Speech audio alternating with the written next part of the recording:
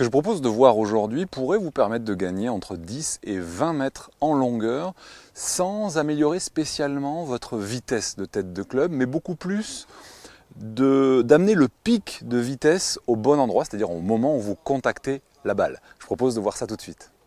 Alors pour gagner cette distance, je vais vous en parler aujourd'hui avec le driver, mais ce sera valable pour tous vos longs coups. C'est-à-dire que l'objectif sur tous vos longs coups consiste à donner le maximum d'accélération au moment de l'impact, c'est-à-dire donner le maximum de vitesse au bon moment. Exactement comme lorsque vous balanciez votre enfant ou votre neveu à la balançoire. Vous savez, vous attendez que la balançoire arrive ici au moment où elle s'arrête avant de repartir pour pousser. Et c'est à ce moment-là que vous obtenez le maximum d'accélération sans aucun effort. Si vous poussez au moment où la balançoire est encore en train de monter, vous prenez toute la puissance et vous, vous êtes obligé de forcer et au final vous ralentissez le mécanisme. Et si vous attendez trop tard, c'est-à-dire que la balançoire est déjà repartie pour pousser, vous vous privez de toute cette amplitude-là pour pouvoir pousser et donner de l'énergie. Vous voyez ce que je veux dire? Donc le timing avec lequel vous allez agir sur la balançoire et donc aussi sur votre club a une importance capitale. Et c'est pour ça que je vous dis, vous pouvez, si aujourd'hui vous n'êtes pas dans le bon timing, gagner de 10 à 20 mètres instantanément. Pour ça, il va falloir engager votre bassin. Vous l'avez vu des dizaines et des dizaines de fois probablement, les pros, lorsqu'ils arrivent à l'impact, ils ont un bassin qui est systématiquement ouvert. Alors, dans des proportions qui sont très différentes, bien évidemment, on est toujours sur de l'adaptation, hein, bien entendu, mais il y a un concept qui va vraiment donner un résultat instantané lorsque vous allez l'appliquer, c'est celui de la hanche motrice. Je vous ai déjà parlé de l'épaule motrice, il y a également la hanche motrice qui va dépendre directement de votre côté associé ou dissocié. Mais ne vous inquiétez pas, si vous ne connaissez pas vos préférences, en ce moment d'ailleurs j'organise un cours, tiens je vous fais une proposition pour justement accéder à un cours complètement gratuit. Je vous retrouve juste après. Alors en ce moment j'organise un cours en ligne interactif qui vous permettra de découvrir justement comment utiliser votre coordination naturelle. Pour vous inscrire, c'est très simple.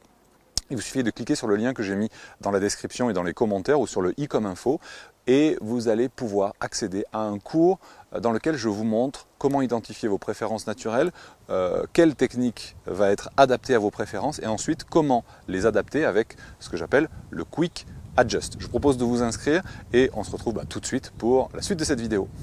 Donc comme je vous disais, l'idée va être de donner l'accélération au bon moment en synchronisant, on va dire, l'action du bassin et le passage du club. La meilleure façon de faire, c'est d'utiliser votre hanche motrice. Comment faire? Pour aller droit à l'essentiel, on me reproche souvent de trop parler. Je vais aller très vite là pour vous dire, il y a deux façons de ramener, il y a deux écoles pour synchroniser votre bassin et votre tête de club et donner le maximum d'accélération. La première consiste à utiliser votre hanche droite en même temps que vos mains, c'est-à-dire que vous avez l'impression de passer votre hanche droite en même temps que vos mains passent dans la balle. Donc ça, c'est une première école, c'est celle que j'utilise moi. La deuxième école consiste à utiliser la hanche gauche. Ça veut dire qu'en sensation, vous allez avoir la sensation d'ouvrir la hanche gauche dans la deuxième école, et dans la première, la sensation d'avancer la hanche droite en descendant. Je vais commencer avec la première école qui va être à la hanche motrice droite. Je fais un petit coup d'essai avec cette sensation de passer la hanche droite au moment de la traversée, enfin de l'impact, pardon. Dans la zone d'impact. Ah, il y a encore des gens, je ne peux pas taper. Ça y est, ils sont partis, je peux y aller. Allez. Donc objectif, faire passer ma hanche droite et mes mains en même temps au moment de l'impact. Démonstration.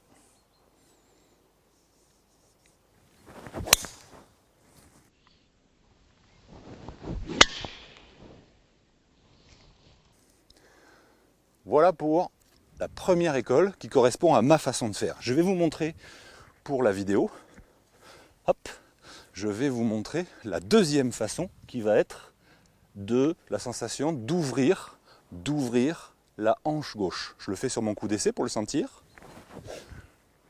et je tape.